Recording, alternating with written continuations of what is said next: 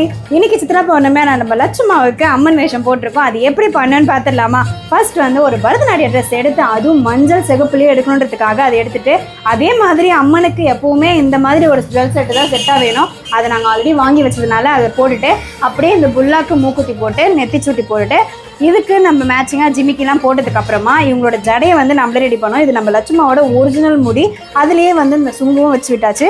அடுத்து பார்த்தீங்கன்னா கையில் மருதாணி இன்ஸ்டண்ட்டாக வைக்க முடியலன்றதுனால ரெட் கலர் குங்குமம் இருக்குது பார்த்தீங்களா, சிகப்பு கலர் குங்குமம் சாந்து, அதை எடுத்து கையில் வச்சுட்டோம். அதுக்கப்புறம் இந்த மாலை வந்து அப்படியே வாங்கி அது கழுத்தில் மாட்டிட்டு, இந்த ஒரு வருஷத்தட்டை தான் இப்போ அவங்க எடுத்துகிட்டு போகிறாங்க. சாதாரண குழந்தையா எடுத்துகிட்டு போகிறதுக்கு பதிலாக தெய்வமே எடுத்துகிட்டு போனால் எப்படி இருக்கும்ன்றதுனால தான் குழந்தைக்கு அம்மன் வேஷம் போட்டு இதை கொடுக்க போகிறோம். இவங்க இப்படி தூக்கிட்டு தான் போகிறாங்க. எல்லாருமே ரெட் கலர் ட்ரெஸ்ஸு, இவங்க மட்டும்தான் மஞ்சள் கலர் ட்ரெஸ்ஸு. செம்ம சூப்பராக இருக்க போது. வாங்க அது எப்படி இருக்குன்றத அப்படியே பார்த்துடலாமா? பாய்.